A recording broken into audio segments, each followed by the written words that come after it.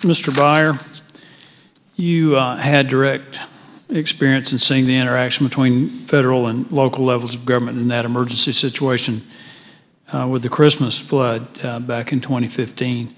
Can you expand on how further control can be delegated to the states and the local level in both emergency and non-emergency infrastructure development, how that would impact your ability to respond? Yes, Congressman.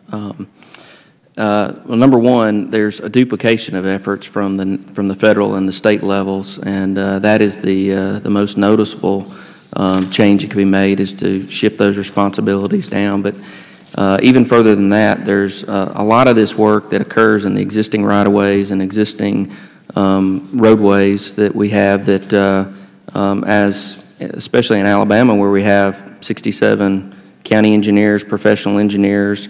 You know, we're charged with that as a responsibility. When we get our professional license, we are charged to look after the environment and to make the most expedient and efficient use of the taxpayers' dollars to protect the environment and the traveling public. But I don't want y'all to get it wrong that that everybody that we deal with the federal or state government are problems. We have a lot of good people that are out there that help us. That example I gave you about the flood, if we didn't have a very good FEMA person on the ground with us that helped us navigate through their red tape, we would have been longer than those 30 days getting those approvals. And so I think that's where I see the balance is.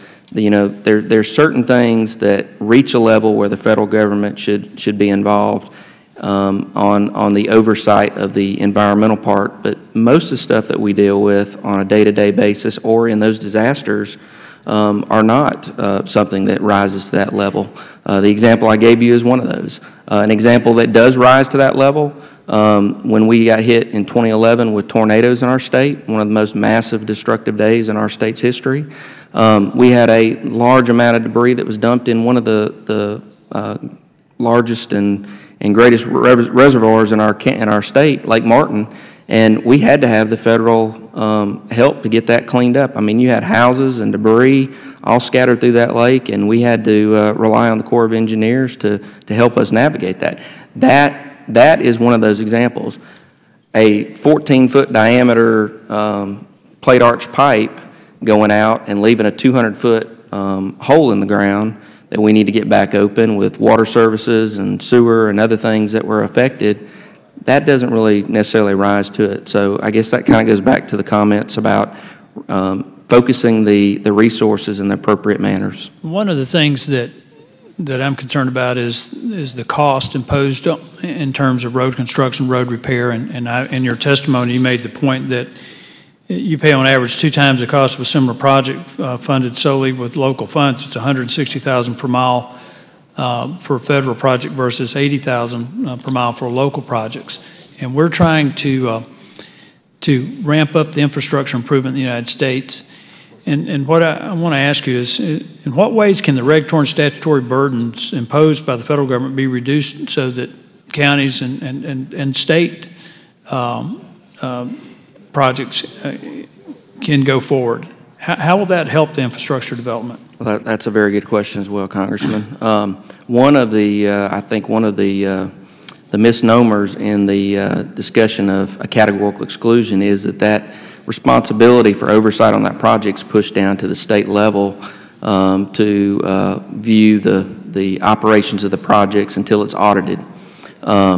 The categorical exclusion process clears you through the environmental process, but now the state is sitting there with all these federal requirements that they have to ensure are met. And by doing that, they add cost to the project, and in a lot of cases, they don't understand the outdated reasons for the regulations themselves. So you have levels of regulations that add to the cost. You mentioned 25% being added to a cost just administrative. That is a very good number in our state from what we see from our State Department of Transportation. But then you also have the levels of, you have the contractors that are bidding these jobs that add cost for them handling the administration of dealing with the regulations as well. And on average, when we take local bids for our projects, those numbers I gave you, 80 to 160,000, are very accurate in terms of what we see. Some of it also has to do with the extra things we have to do because it has federal money tied to it for a project. That overlay project, there's all sorts of things we'll have to do that are ancillary to it that don't allow the money to go as far. Well, in your written testimony last night, you talked about the lack of trust between the federal government and the local agencies, and that there's implied that the people with the money don't trust the people down the line, that they have the capability to handle it. And I think you quoted Ralph Waldo Emerson that said, distrust is expensive.